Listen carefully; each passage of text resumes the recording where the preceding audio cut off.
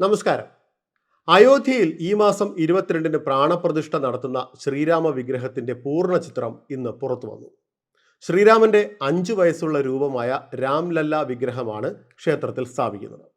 മൈസൂരിലെ ശില്പി അരുൺ യോഗിരാജ് നിർമ്മിച്ച 51 ഇഞ്ച് ഉയരമുള്ള വിഗ്രഹം കരിങ്കലിലാണ് നിർമ്മിച്ചിട്ടുള്ളത്.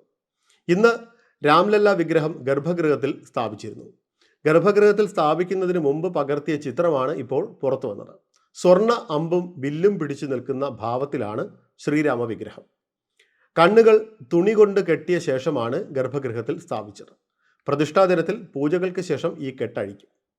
അജൽമൂർത്തി എന്ന നിലയിൽ പ്രധാന പ്രതിഷ്ഠയായി രാംലല്ല വിഗ്രഹത്തെ ആരാധിക്കും.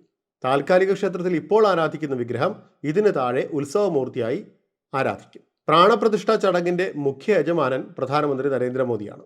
ഞായറാഴ്ച വൈകിട്ട് പ്രധാനമന്ത്രി നരേന്ദ്രമോദി അയോധ്യയിലെത്തും. പ്രതിഷ്ഠാ ദിനം രാവിലെ പ്രധാനമന്ത്രി സരയൂ നദിയിൽ സ്നാനം ചെയ്യും. രാംപഥിലൂടെയും ഭക്തിപഥിലൂടെയും രാമജന്മഭൂമിയിലേക്ക് നടക്കും.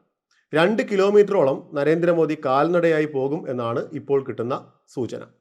തുടർന്ന് ഹനുമാൻഗഡി ക്ഷേത്രത്തിൽ ദർശനം നടത്തും. കേന്ദ്ര സർക്കാർ സ്ഥാപനങ്ങൾക്ക് 22-ന് ഉച്ചയ്ക്ക് 2:30 വരെ അവധി പ്രഖ്യാപിച്ചിട്ടുണ്ട്. ഇത് പൊതുമേഖലാ ബാങ്കുകൾക്കും ഇൻഷുറൻസ് ധനകാര്യ സ്ഥാപനങ്ങൾക്കും പ്രാദേശിക റൂറൽ ബാങ്കുകൾക്കും ബാധകമാണെന്ന് ധനമന്ത്രാലയവും അറിയിച്ചു.